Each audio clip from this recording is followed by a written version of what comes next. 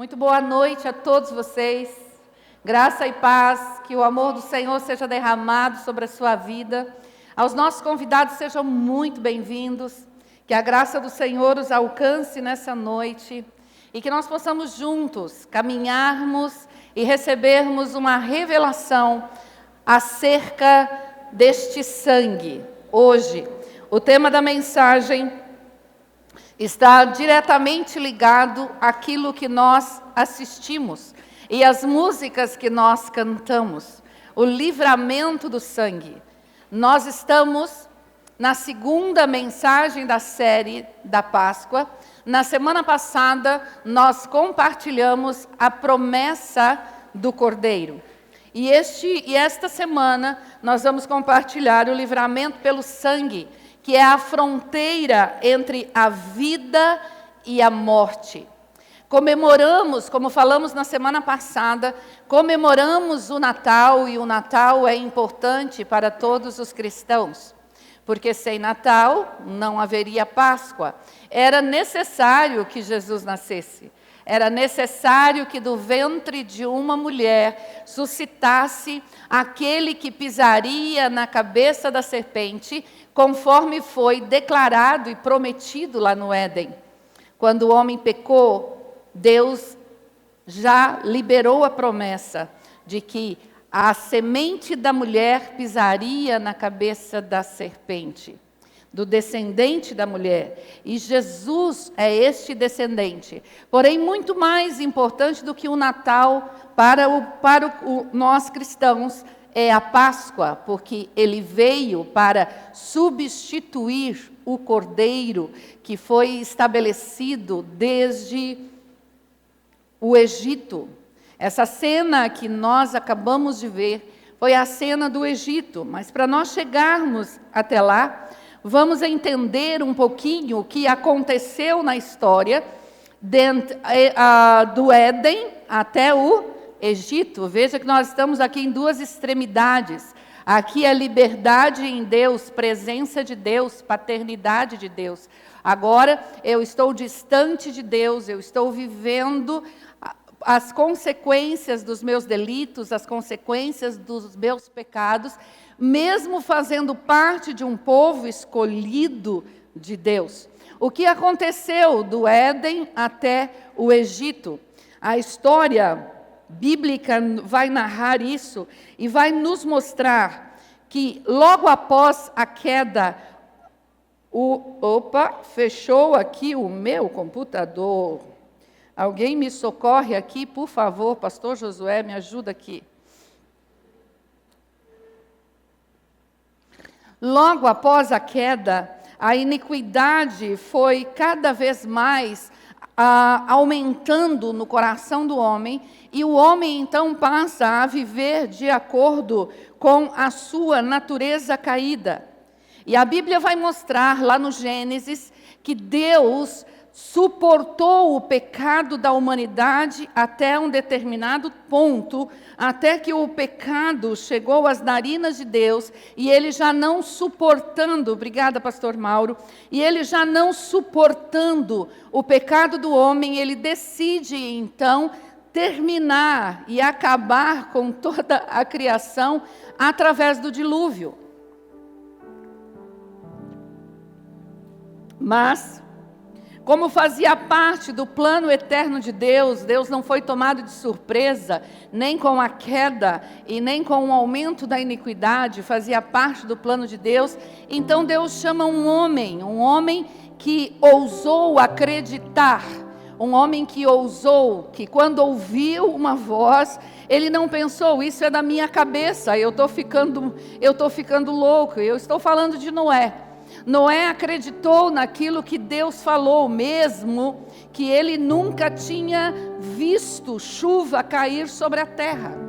Lá no Gênesis, a Bíblia vai mostrar que a terra era regada de baixo para cima e não de cima para baixo. Então Noé não tinha visto chuva, mas quando Deus falou que a chuva iria cair e queria cobrir a face da terra, então ele não somente acreditou, mas ele obedeceu no comando que Deus lhe deu. E o comando, eu creio que todos nós sabemos, desde quando éramos crianças, quando contavam a história da Arca de Noé. Noé, então, constrói a arca. Quem aqui nunca ouviu falar a respeito da Arca de Noé? Todos nós ouvimos falar da arca. E aí Noé, então, constrói essa arca. Entra para dentro dela. Depois que desce as águas do dilúvio, Deus recomeça com Noé.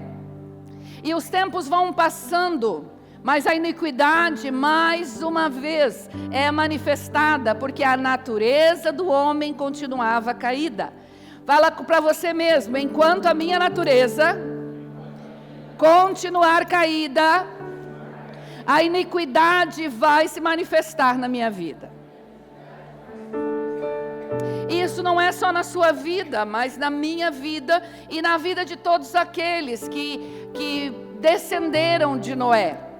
Aí nós vamos para Gênesis capítulo 12, nós vamos encontrar Deus chamando um homem. Sabe, Deus gosta de encontrar loucos que obedeçam. Noé fez a loucura de obedecer. Quando a gente é muito centrado e a gente quer muita explicação, nós perdemos aquilo que Deus está nos dando direção. Não, para mim tem que ser 2 mais 2 igual a 4. Se não tiver uma justificativa, se não tiver tudo certinho, de acordo com aquilo que eu acho, com aquilo que eu penso, Deus tem que me dar explicação, porque se Deus não me der explicação, como eu vou dar o próximo passo? Deus gosta dos loucos. Olha para o teu irmão e fala: Deus gosta dos loucos. Porque somente os loucos acreditam nele. A Bíblia diz que para as coisas de Deus, para o mundo, é loucura. É loucura um homem estar com a sua mulher, estabelecido numa terra e ganhando muito, muito, porque ele já estava enriquecido naquela terra. E ele escuta uma voz e diz: Abraão, sai do meio da tua parentela, sai da tua terra, vai para uma terra que eu vou te mostrar. Eu vou fazer de ti, Abraão, um grande povo. Ali havia um plano de Deus e Abraão não tinha noção de que 2026 nós estaríamos sendo abençoados, apesar de que Deus deu a promessa de que todos os povos da terra seriam abençoados através dele, por conta da sua obediência. Ele escutou e obedeceu. Fala comigo: não basta escutar, é necessário obedecer. Deus fala conosco todos os dias. Deus falou algo com você hoje. Eu tenho convicção de que Deus falou algo com você hoje. E agora a expectativa de Deus é que você obedeça aquilo que Ele falou hoje, para que amanhã Ele fale outra coisa. E aí para que você obedeça, e aí você vai crescendo em obediência, e crescendo em obediência, você vai vivendo a boa, perfeita e agradável vontade de Deus. Então Abraão sai da sua terra, com uma promessa de uma descendência, com uma mulher estéril. Mas Deus cumpre a promessa, porque Deus não é homem para que minta, nem filho do homem para que se arrependa. Então Deus cumpre a promessa, nasce Isaque. Isaque gera Jacó, e de Jacó descende 12 filhos. Desses 12 filhos estavam estabelecidos na terra de Canaã, e houve uma grande fome. E aí Jacó desce com os seus filhos para o Egito. Mas por que foi o Egito o lugar escolhido por Jacó? É porque anos antes, José, seu filho amado, tinha sido vendido pelos seus irmãos, e ele estava no Egito. Mas Jacó, ele não tinha noção de que José estava no Egito. Mas aquele foi o braço de Deus, para que o plano de Deus se cumprisse na vida de Israel, que é Jacó. José então recebe os seus irmãos no Egito, e lá eles se estabelecem. Quando eles entram no Egito, eles entram com pompa. Eles foram bem recebidos pelo Egito. E aí eles tiveram o direito de escolher a terra, porque José não era qualquer pessoa. José era o segundo no Egito. Era Faraó e José que governava. E agora eles vão para a terra de Gozém, lá na terra de Gozém. Eles escolhem aquelas campinas e eles começam a viver ali. Porém, José morreu. E quando José morre, levanta-se um outro rei, que não conhecia José. Conhecia o que algumas pessoas falaram a respeito dele. Mas a partir da morte de José, então o coração de Faraó foi se endurecendo e foi percebendo que os descendentes de Jacó estavam se tornando um povo muito numeroso. E por se tornar um povo muito numeroso, sentiu medo de que aquele povo fizesse uma grande rebelião e tomasse o seu reino. Então ele começa a escravizar o povo de Israel. Eu fiz agora um resumo para nós chegarmos no tempo do Êxodo. Eu fiz um resumo para você entender que em toda a linha do tempo, Deus esteve presente.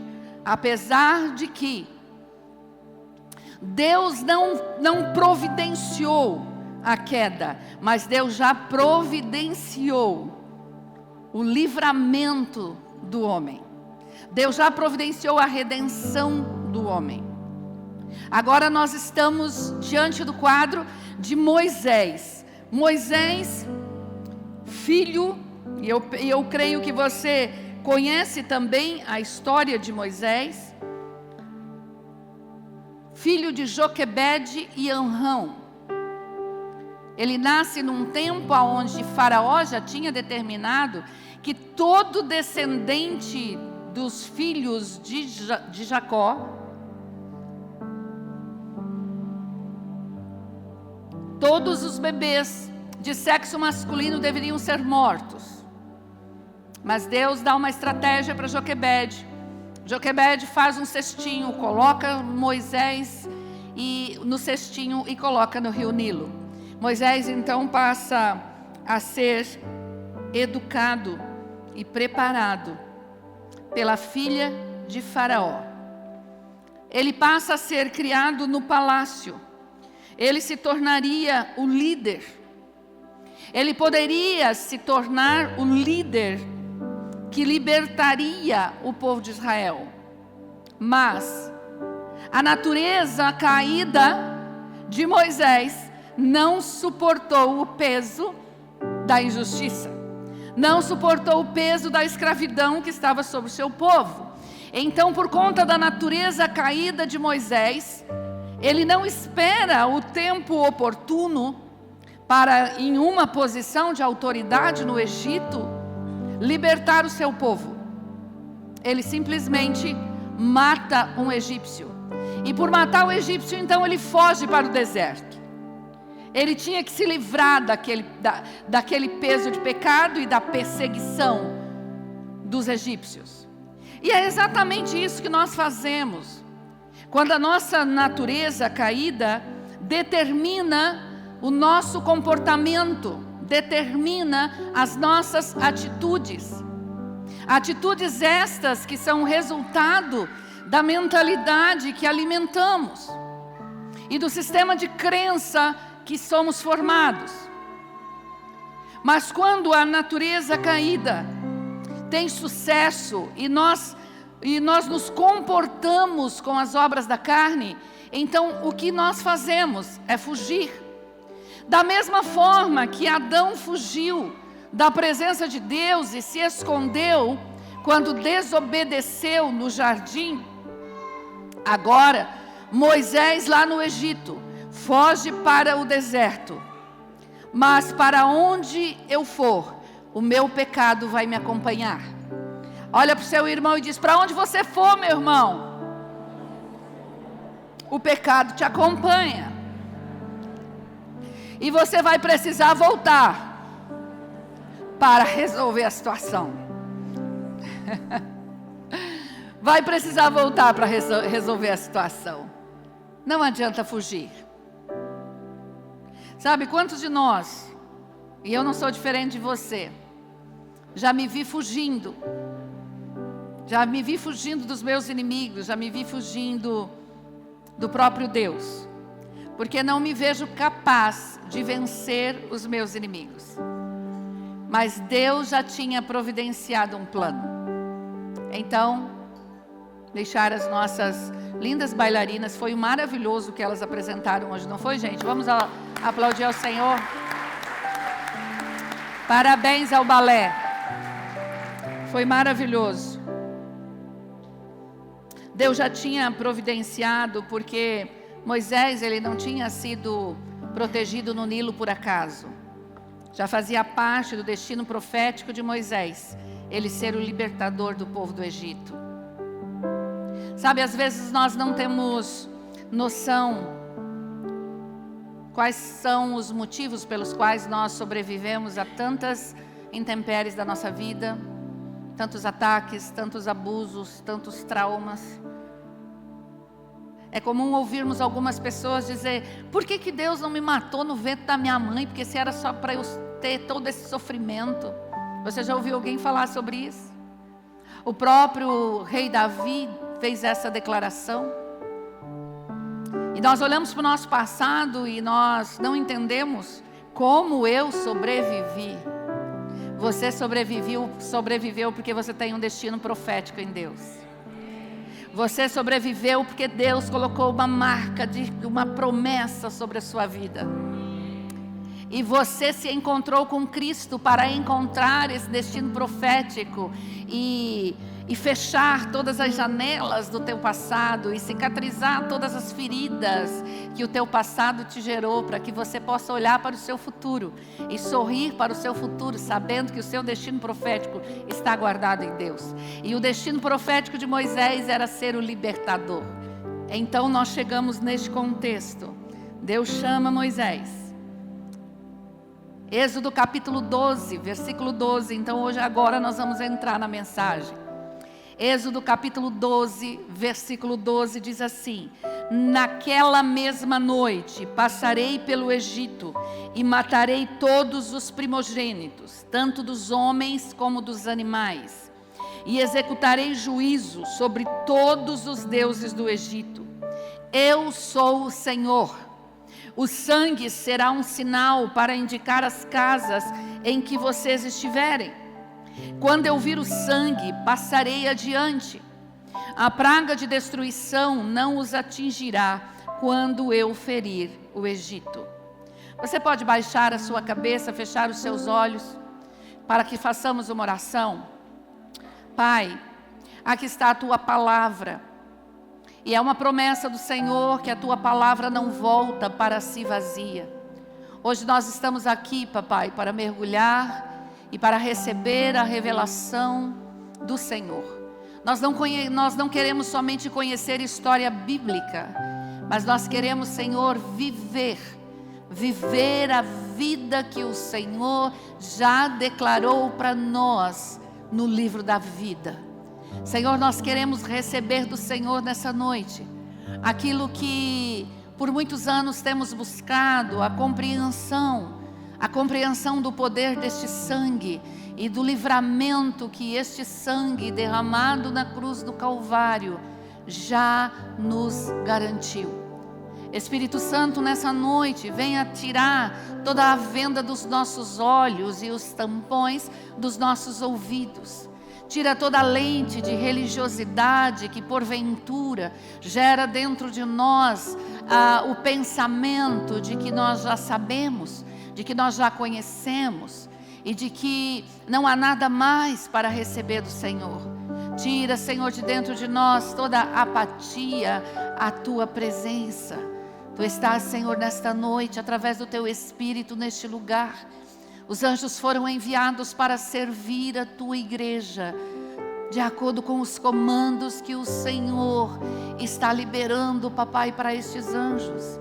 E nós estamos aqui como filhos amados, sedentos para ouvir o Senhor, Papai, aprove ao Senhor mais uma vez me usar como luva. Mas assim, Deus, como um cirurgião usa a luva para uma cirurgia e depois descarta esta luva, eu, Senhor, me permito nesta noite me colocar neste lugar, que eu seja descartável, mas que o Senhor opere, Senhor, poderosamente e maravilhosamente na nossa vida e no nosso coração. Senhor, que a Tua palavra que faz divisão entre alma e espírito venha cortando, Senhor, tudo aquilo que nos impede de ver o Senhor na sua majestade.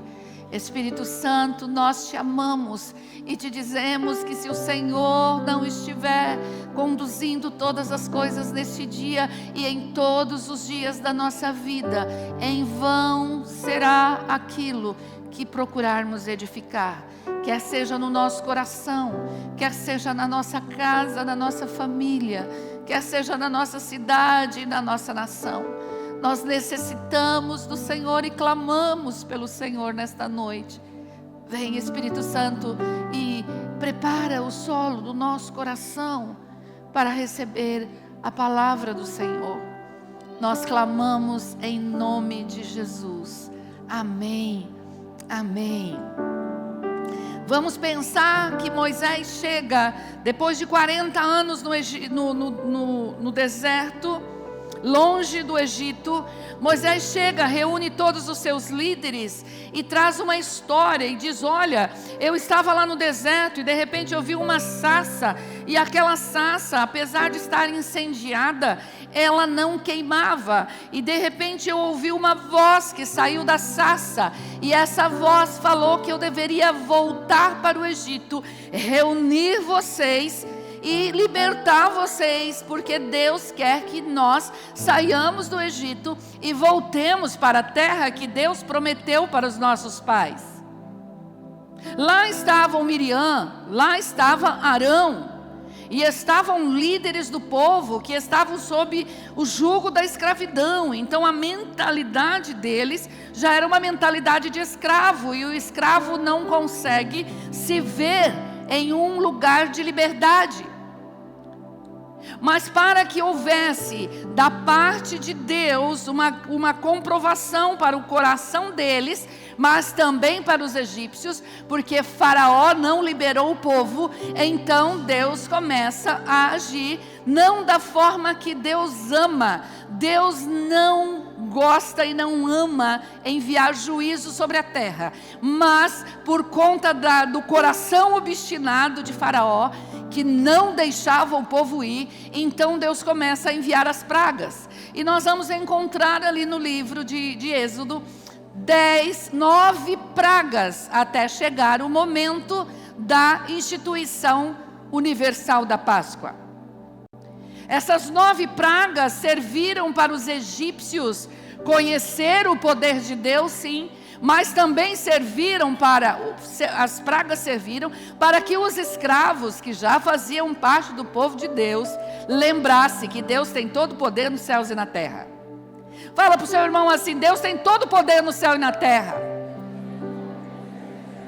Ele já falou na sua palavra,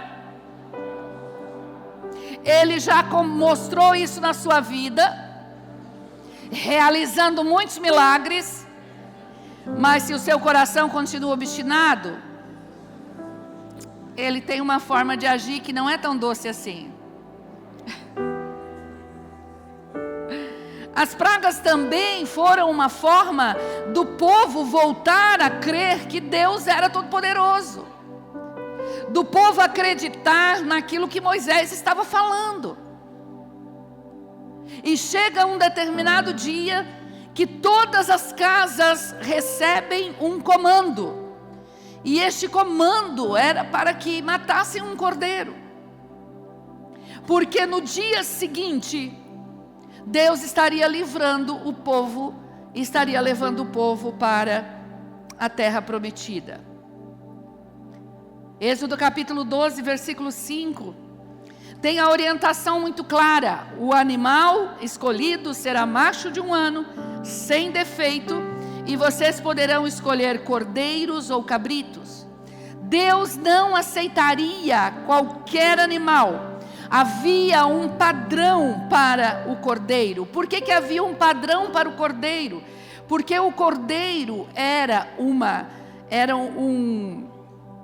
uma sinalização daquele cordeiro que substituiria aquele sangue sobre os umbrais. Então este cordeiro precisava ser perfeito, porque ali já era o pré-anúncio do cordeiro que morreria na cruz, o cordeiro que tira o pecado do mundo. Jesus precisava ser perfeito. O homem que morreu pelos seus pecados não tinha defeito, não tinha mancha, não tinha mácula. Então lá no Egito Deus já diz: o cordeiro precisa ser perfeito.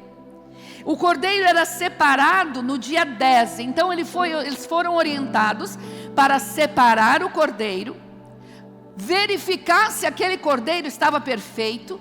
Se durante 4 dias eles não encontrassem o defeito, então aquele cordeiro estava pronto e ele foi sacrificado no dia 14 de Nissan. Quando você estuda a Bíblia, você vai encontrar que no dia 14 de Nissan, que é o mês, hebraico, é que o cordeiro foi sacrificado lá no Egito. Esse cordeiro, ele deveria ser sacrificado e preparado por cada família. E a família deveria comer todo o cordeiro. Não poderia sobrar nenhuma parte do cordeiro. O que eles deveriam fazer com o sangue? Eles deveriam pegar aquele sangue. Eles deveriam pegar aquele sangue e passar nos umbrais da porta. Qual é a conexão com Cristo nisso? Nós vamos lá para Zacarias, capítulo 9, versículo 9. Você que trouxe sua Bíblia, você pode abrir e lá ou ler aqui na tela. Alegre-se muito, cidade de Sião, exulte Jerusalém, eis que o seu rei vem a você, justo e vitorioso, humilde e montado num jumento, um jumentinho cria de jumenta. O que isso tem a ver com o cordeiro lá no Egito? Essa profecia de Zacarias. Nós vamos para João capítulo 12, versículo 12. João capítulo 12, versículo 12. No dia seguinte, a grande multidão que tinha vindo para a festa ouviu falar que Jesus estava chegando a Jerusalém. Pegaram ramos de palmeiras e saíram ao seu encontro gritando: Hosana, bendito é o que vem em nome do Senhor, bendito é o Rei de Israel. Jesus conseguiu um jumentinho e montou nele, como está escrito: não tenhas medo, ó cidade de Sião, eis que o seu rei vem, montado num jumentinho. Aquilo que Zacarias havia profetizado. Agora nós estamos no 10º dia de Nissan. E no 10º dia de Nissan, o rei entra montado em um jumentinho. Vamos seguir. A princípio, seus discípulos não entenderam isso. Só depois que Jesus foi glorificado, perceberam que lhe fizeram essas coisas e que elas estavam escritas a respeito dele. A multidão que estava com ele, quando mandara Lázaro sair do sepulcro e o ressuscitara dos mortos, continuou a espalhar o fato. Muitas pessoas, por terem ouvido falar que ele realizara tal sinal miraculoso, foram ao seu encontro. E assim, os fariseus disseram uns aos outros: não conseguimos nada. Olhem como o mundo todo vai atrás dele. Entre os que tinham ido adorar a Deus na festa da Páscoa, estavam alguns gregos. Eles se aproximaram de Filipe, que era de Betsaida da Galileia, com um pedido: Senhor, nós queremos ver Jesus. Filipe foi dizê-lo a André e os dois juntos o disseram a Jesus. Chegou a hora de ser glorificado, Jesus respondeu. Digo-lhes verdadeiramente que se o grão de trigo não cair na terra e não morrer, continuará ele só. Mas se morrer, dará muito fruto. Aquele que ama a sua vida a perderá, ao passo que aquele que odeia a sua vida neste mundo a conservará para a vida eterna. Quem me serve precisa seguir-me, e onde estou, o meu servo também estará. Aquele que me serve, meu Pai o honrará. Agora meu coração está perturbado, e o que direi? Pai, salva-me desta hora? Não, eu vim exatamente para isto, para esta hora. Pai, glorifica o teu nome. No dia 10 de Nissan, Jesus entra em Jerusalém, e por 4 dias,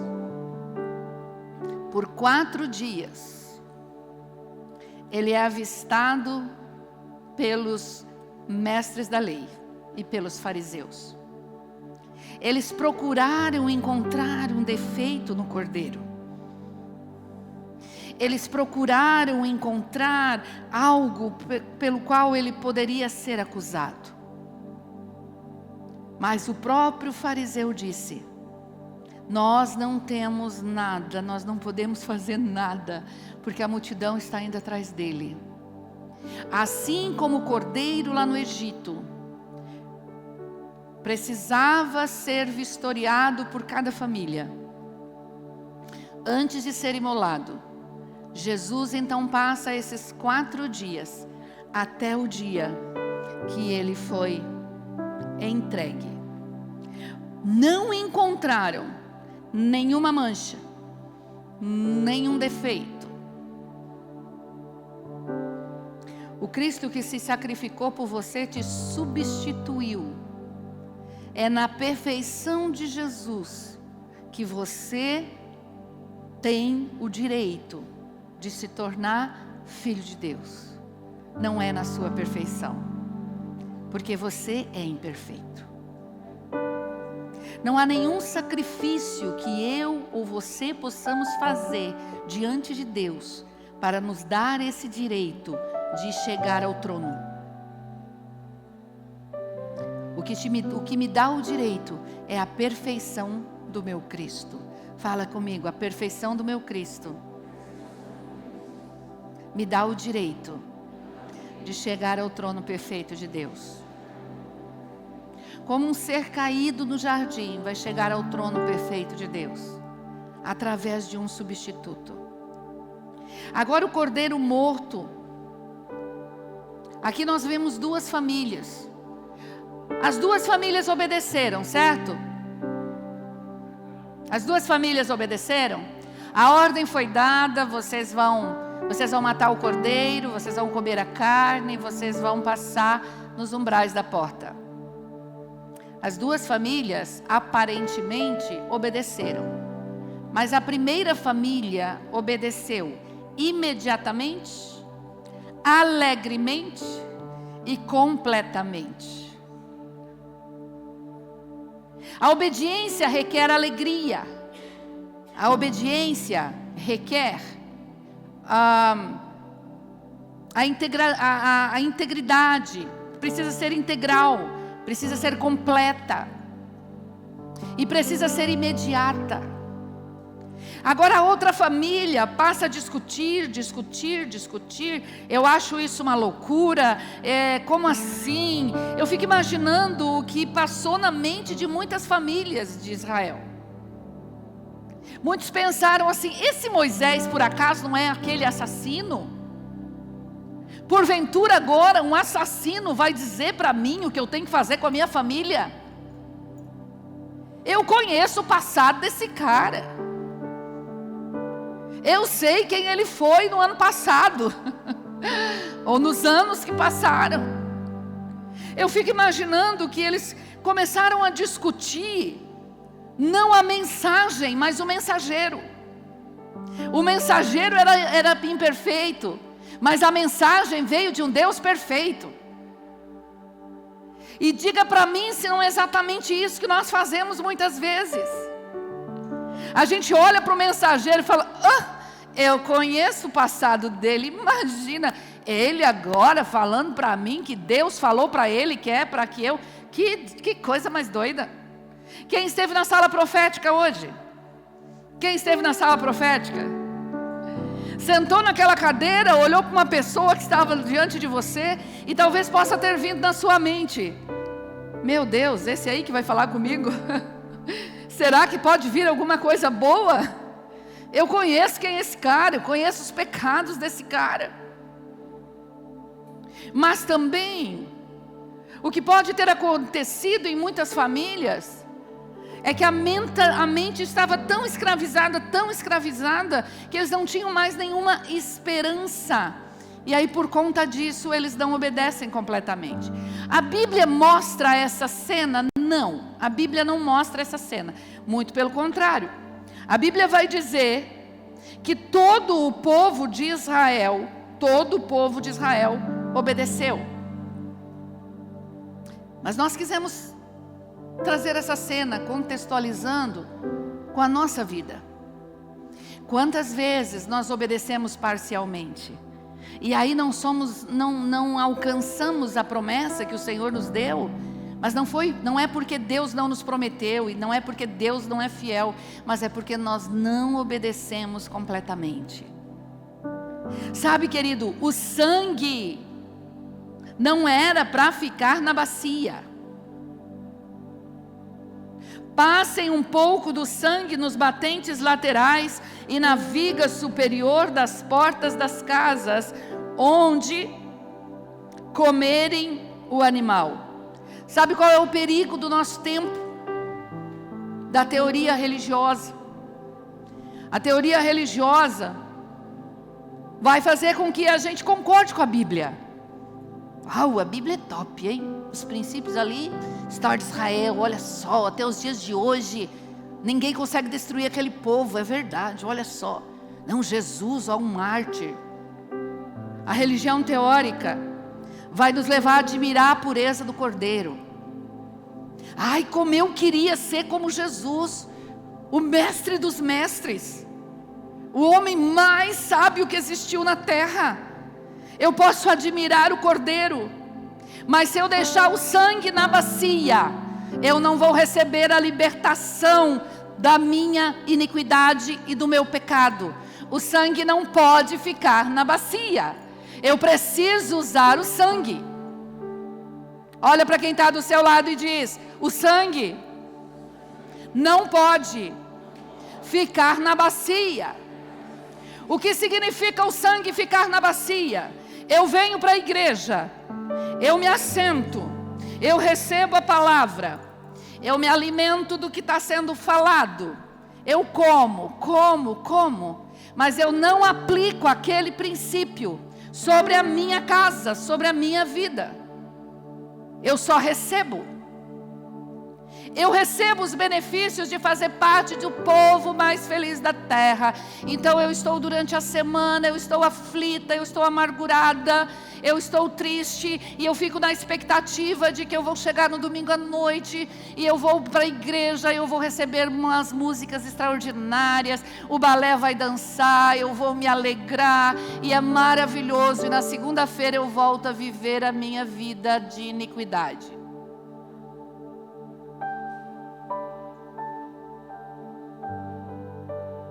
O sangue serve para os arrependidos.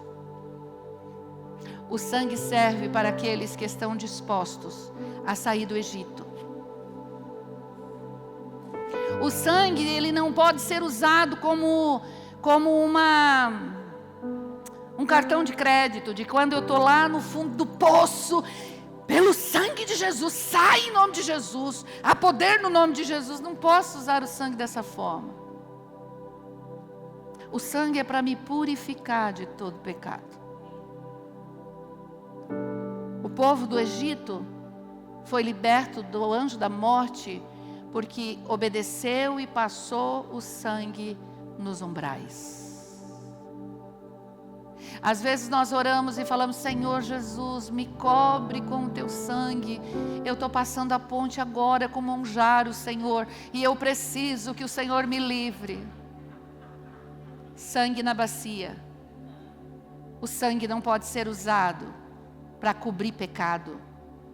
O sangue é usado para purificar pecado. Senhor, estou indo na casa da minha sogra, aquela desgraçada, que o sangue de Jesus me cubra agora, que ela não me ofenda, que ela não me machuque, Senhor, porque o Senhor sabe que ela é uma caninana, Senhor. Eu sei que eu sou uma cascavel, Senhor, mas o teu sangue me cobre, porque afinal de contas, Senhor, eu faço parte do teu povo. O anjo não pediu o RG. O anjo não pediu a nacionalidade. O anjo não passou perguntando: você é egípcio ou você é israelita? O anjo viu o sangue. Você está entendendo, meu irmão? Não adianta você chegar e falar assim: eu nasci na igreja, berço evangélico, caminho com Deus. Olha só, quando eu fui fazer o encontro, nem pecado eu tinha para confessar. De nada serve esse discurso. Não, eu sou pregadora da palavra. Olha só, fiz teologia aos 18 anos. E olha, sou pregadora da palavra. Nunca me envolvi com a imoralidade deste mundo. Eu não sou igual fulano. O sangue está na bacia. O sangue está na bacia. E esse sangue na bacia não vai te livrar da morte eterna e nem vai te livrar dos ataques do inferno para te matar, roubar e destruir os planos que o Senhor tem para a sua vida. Eu preciso obedecer completamente. Eu preciso matar o cordeiro. Eu preciso comer a carne do cordeiro, agora voltando para o Egito. E eu preciso acreditar em uma loucura de que um pouco de sangue na porta da minha casa vai me livrar da morte. Porque crer é louco. A fé é para os loucos.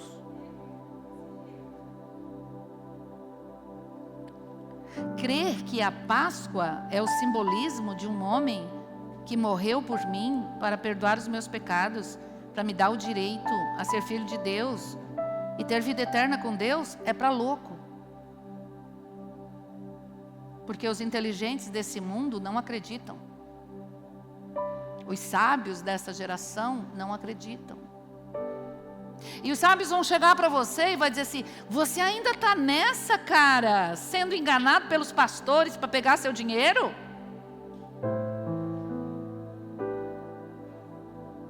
Porque não tem revelação de que se há sangue no umbral da minha porta, eu faço parte do corpo daquele que foi sacrificado. E fazendo parte do corpo daquele que foi sacrificado, eu tenho um compromisso com o corpo daquele que foi sacrificado.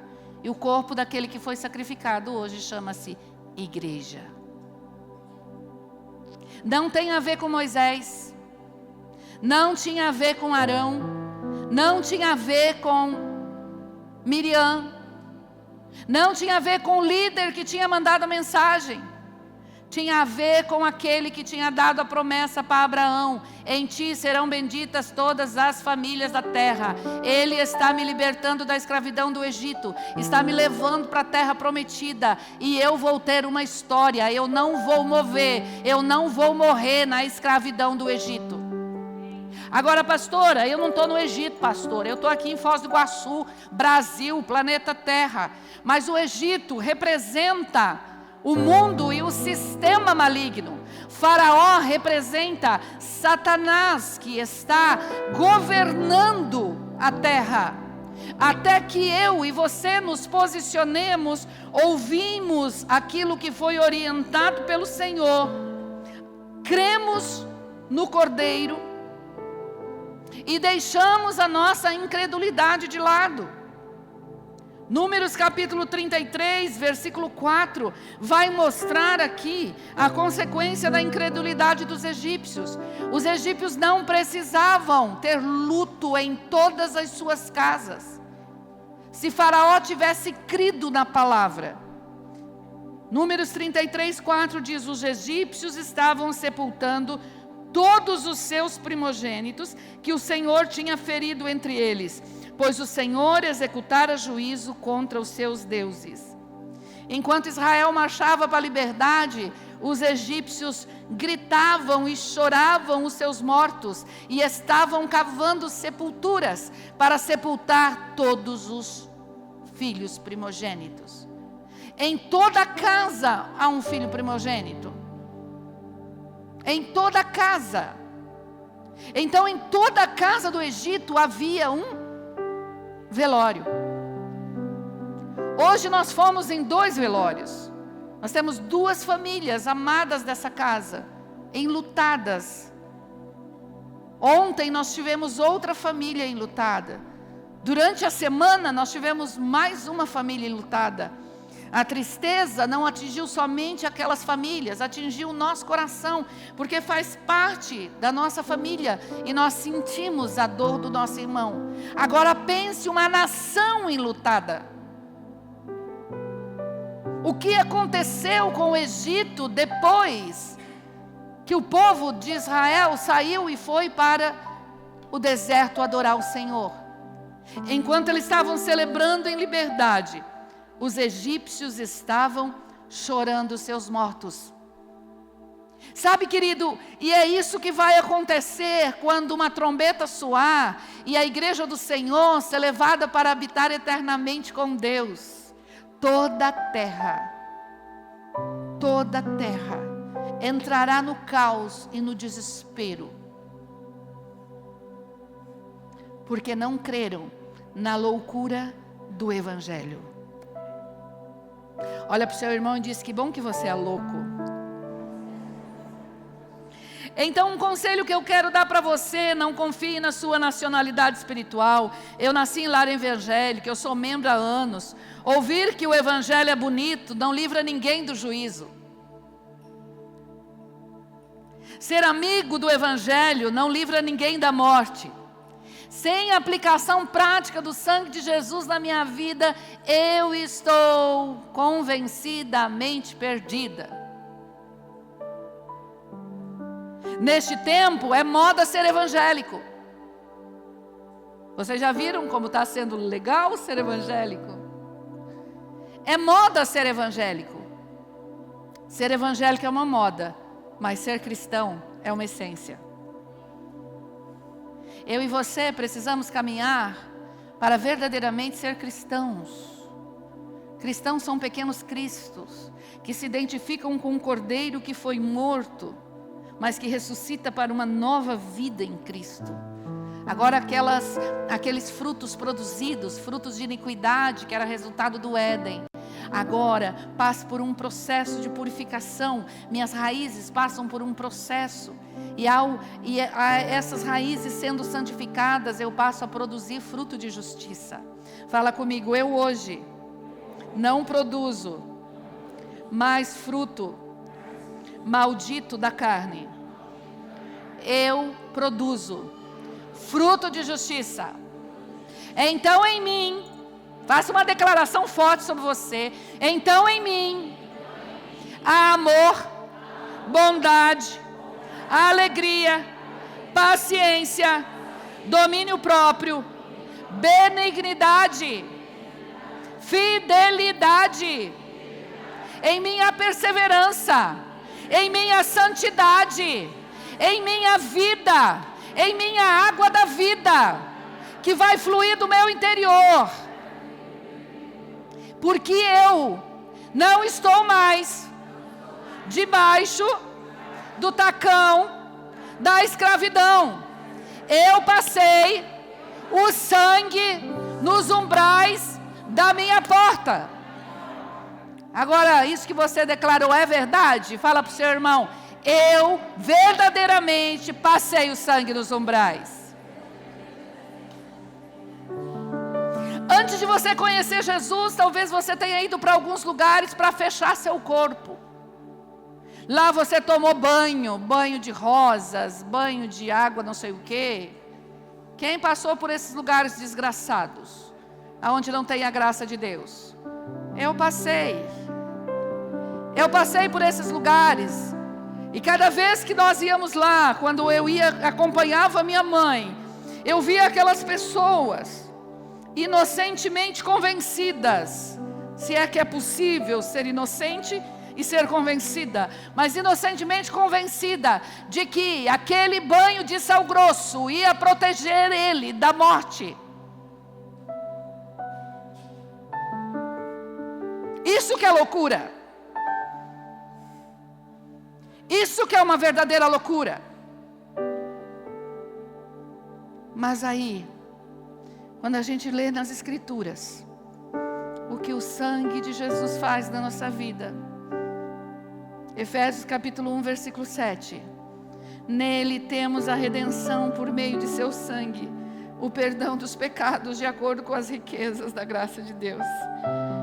A nossa dívida foi cancelada e nós fomos comprados de volta do mercado da escravidão. Eu fui comprado do mercado da escravidão. Eu ia morrer no deserto. Eu ia morrer acreditando que o sal grosso ia me dar proteção. Eu ia morrer acreditando que se eu levasse uma flores para a imagem de escultura, eu ficaria sarada. Eu iria morrer acendendo velas para receber cura das minhas enfermidades. Eu ia morrer orando pelos mortos, buscando que eles fossem salvos depois da morte, porque afinal de contas eu estaria pagando algumas indulgências. Mas o sangue de Jesus cancelou a minha dívida. Eu ia morrer achando que se eu fizesse algumas promessas, andasse de joelho, fizesse algumas coisas, eu seria aceito por Deus. Mas o sangue de Jesus cancelou a minha dívida. Eu ia morrer achando que o meu pai não tem prazer em mim, mas Jesus cancelou a minha dívida. Jesus cancelou a minha dívida e foi pelo sangue. Equipe, pode subir por favor, equipe de louvor. Romanos capítulo 5, versículo 9. Ele me justificou e me livrou da ira divina. Como agora fomos justificados por seu sangue, muito mais ainda por meio dele seremos salvos da ira de Deus. Justificar é um termo jurídico. O juiz bate o martelo e nos declara inocente, porque o castigo foi levado por ele. O castigo que me traz a paz estava sobre ele, e pelas suas pisaduras eu fui sarada. Eu merecia estar naquela cruz, mas aquele cordeiro sem mancha, aquele cordeiro sem defeito, ele disse: Pai, o Senhor é o juiz, e eu sou o advogado, mas como advogado, eu mesmo me apresento e derramo sangue por ela. Ela precisava morrer, mas eu me apresento em favor dela. Já viu um advogado que morre por você? 1 João capítulo 1, versículo 7, o que o sangue faz? Purificação contínua. Se porém andarmos na luz, como Ele na luz está, temos comunhão uns com os outros, e o sangue de Jesus, seu Filho, nos purifica de todo pecado. O sangue não cobre, ele limpa a consciência e a natureza pecaminosa do homem. O sangue não é para cobrir pecado, o sangue é para nos purificar, mas é necessário andar na luz. O que significa andar na luz? É andar na verdade, é ser sincero. Cada vez que eu me apresento em tempos de oração diante de Deus, eu preciso tirar as minhas máscaras, e eu preciso dizer: Senhor, aqui estou eu.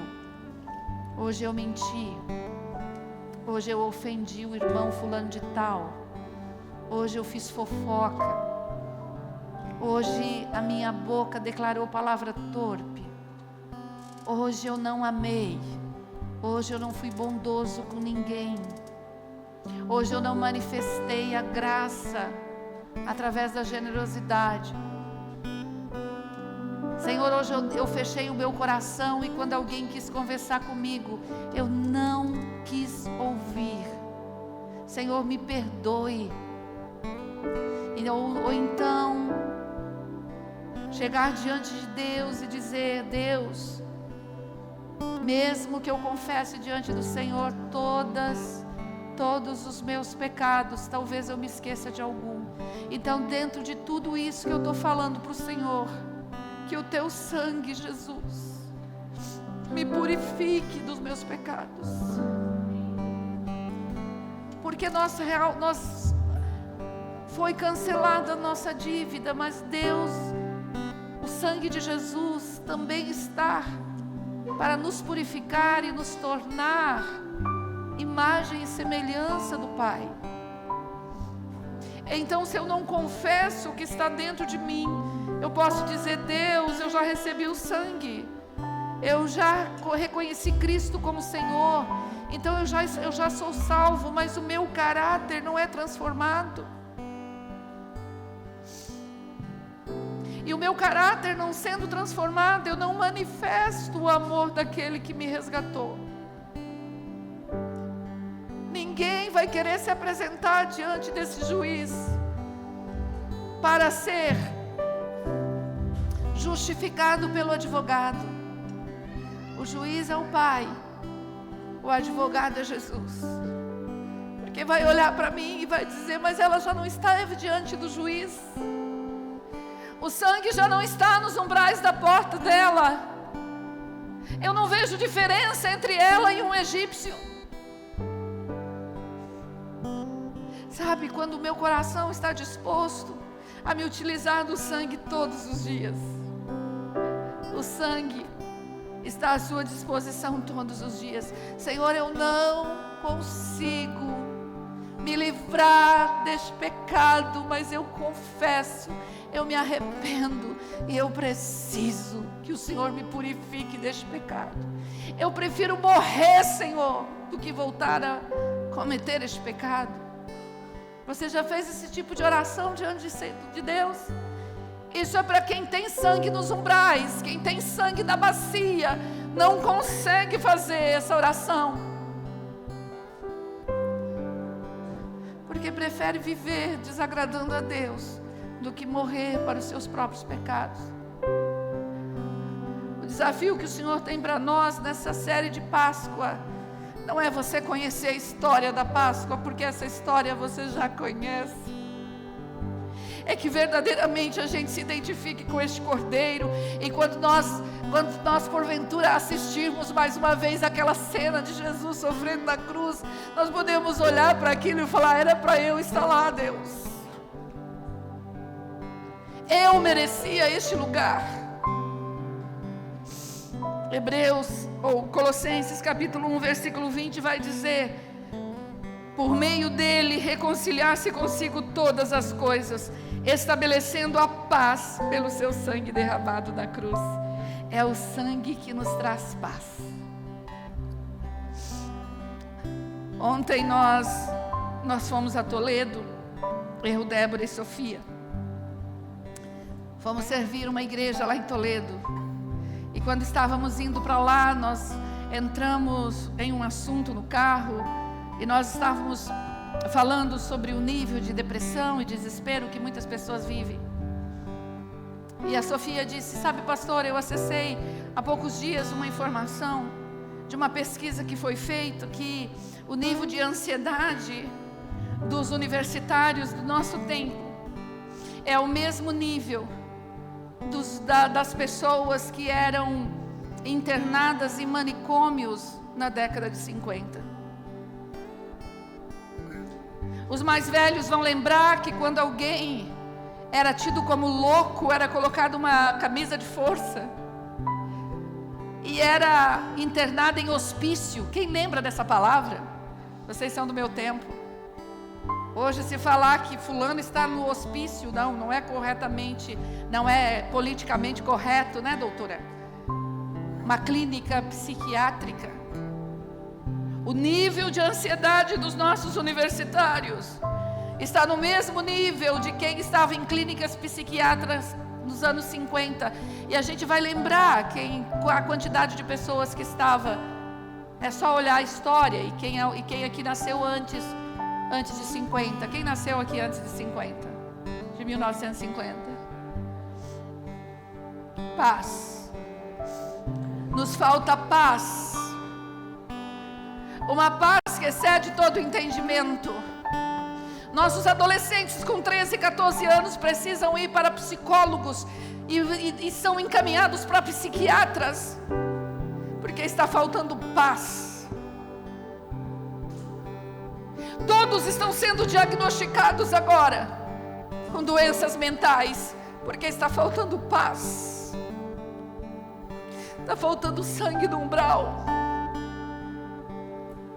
Porque quando nós somos reconciliados com o Pai, sim, nós passamos por momentos difíceis e que talvez até nos sentamos com uma psicóloga, como eu fiz há poucos dias. Mas eu não vou ficar aprisionada na minha mente. A ansiedade não vai fazer parte da minha vida, ela vai passar pela minha vida. A preocupação vai passar pela minha vida. A depressão vai passar pela minha vida, porque eu estou debaixo do sangue de Jesus. O sangue de Jesus me reconciliou com Deus. E ao me reconciliar com Deus, eu tenho paz comigo mesma, e eu tenho paz contigo, meu irmão. Olha para quem está do seu lado e diz: eu posso ter paz contigo. Eu não preciso guerrear com você, eu não preciso competir com você, eu não preciso ter inveja do que você tem, eu não preciso estar tentando mudar a sua vida para que você seja mais agradável para mim. Eu tenho paz com você. Hebreus capítulo 10, versículo 19 vai dizer: portanto, irmãos, temos plena confiança para entrar no lugar santíssimo pelo sangue de Jesus. A porta está aberta, o véu se rasgou. O véu se rasgou. O véu se rasgou. Eu agora não preciso dizer assim: Senhor, agora eu estou entrando na tua presença para trazer a minha família. Eu estou na tua presença, Senhor, e eu quero te apresentar a minha família. Porque nós não entramos mais na presença, nós estamos na presença. Nós estamos na presença. E quando eu estou na presença, eu tenho segurança. Por quê? Porque a vitória já foi me declarada. Foi declarada não é porque eu sou boazinha, foi declarada não é porque eu sou evangélica, mas é por conta de algo. Apocalipse capítulo 12, versículo 11. Eles o venceram pelo sangue do Cordeiro e pela palavra do testemunho que deram. Diante da morte, não amaram a própria vida. Foi pelo sangue que você venceu. Foi pelo sangue que você venceu. E pelo teu testemunho. A partir do momento em que você passou o sangue nos seus umbrais. Agora, você pode ouvir tudo isso.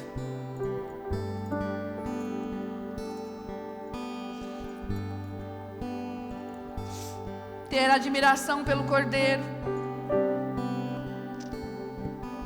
pena do Cordeiro. Ah, não, né? Pobrezinho de Jesus, o que fizeram com Jesus, ele não merecia. Ou você pode reconhecer no Cordeiro de que ele se entregou por você. Hoje era para nós termos um Cordeiro vivo aqui, mas nós não conseguimos encontrar o Cordeiro. Mas para a semana que vem a gente vai encontrar o Cordeiro. Em nome de Jesus a gente vai encontrar o Cordeiro, né, pastor? A gente vai sair pela cidade aí, pelas ruas e valados, e nós vamos encontrar o Cordeiro.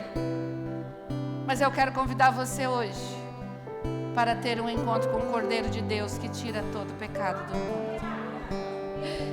Porque você pode encontrar o Cordeiro hoje. Cordeiro que está muito além da religião, mas o Cordeiro que foi tipificado no Egito, mas que no 14º dia de Nissan, depois de ser vistoriado pelos mestres da lei, percebendo que ele não tinha mancha nem defeito, Ele disse: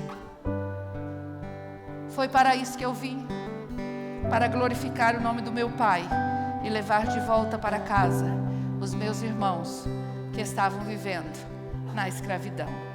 Você pode se colocar de pé? A Páscoa começa com uma promessa, passa pelo sangue, se cumpre na cruz, é vivida pela igreja e termina com o Cordeiro no trono, como o grande leão que venceu a morte. Eu quero te convidar agora para cantar essa música que cantamos, pelo sangue. E agora, eu sei que você já cantou com toda a intensidade do seu coração, mas agora com este entendimento do poder desse sangue, que você verdadeiramente deixa esse sangue de Jesus, é o sangue espiritual. Eu não vou pedir que você venha aqui e passe o sangue nos umbrais, mas que espiritualmente você entre neste lugar de proteção, de liberdade, de vida.